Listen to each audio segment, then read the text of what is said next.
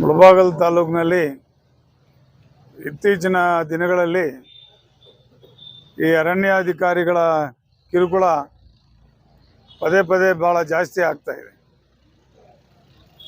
ಮೊನ್ನೆ ತಾನೇ ಮುರುಕನಕುಂಟೆ ಗ್ರಾಮದ ಲತೀಫ್ ಅನ್ನೋರು ಇವರ ಒತ್ತಡದಿಂದ, ಇವರ ಒಂದು ಬೇಜವಾಬ್ದಾರಿತನದಿಂದ ಅವರು ಮರಣ ಹೊಂದಿರೋದು ಎಲ್ರಿಗೂ ಗೊತ್ತಿರುವಂಥ ವಿಚಾರನೇ.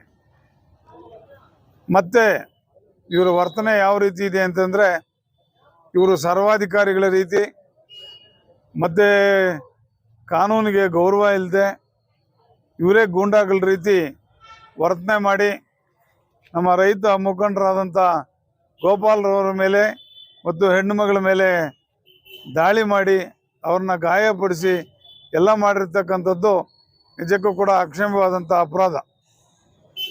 ಆದರೂ ಕೂಡ ಅಷ್ಟಕ್ಕೂ ನಿಲ್ಲದೆ ಮತ್ತೆ ಏನು ಈ ಕಗ್ಗಲನಾಥ ಗ್ರಾಮದಲ್ಲಿ ಮತ್ತೆ ಆಗ ಮಾಡಿರ್ತಕ್ಕಂಥ ಒಂದು ಕಾರ್ಯದಿಂದ ನೊಂದು ವೆಂಕಟರಾಮಪ್ಪನವರು ಆ ಒತ್ತಡದಿಂದ ಮರಣ ಹೊಂದಿರ್ತಾರೆ. ಇವರಿಗೆ ಮನುಷ್ಯರ ಪ್ರಾಣಗಳು ಅಂತಂದರೆ ಯಾವುದೇ ರೀತಿ ಗೌರವ ಇಲ್ಲ, ಆ ಪ್ರಾಣಕ್ಕೆ ಬೆಲೆ ಇಲ್ದಂಗೆ ಆಗೋಗಿದೆ. ಇದರ ಒಂದು ವಿಚಾರವಾಗಿ ನಮ್ಮ ಶಾಸಕರ ಬಳಿ ಕೂಡ ನಾವು ಮಾತಾಡಿದ್ದೀವಿ.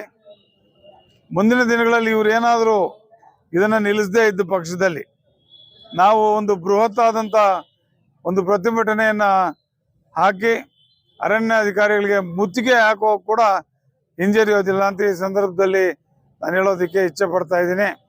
ಇದು ಅತಿರೇಕ ಆಯಿತು.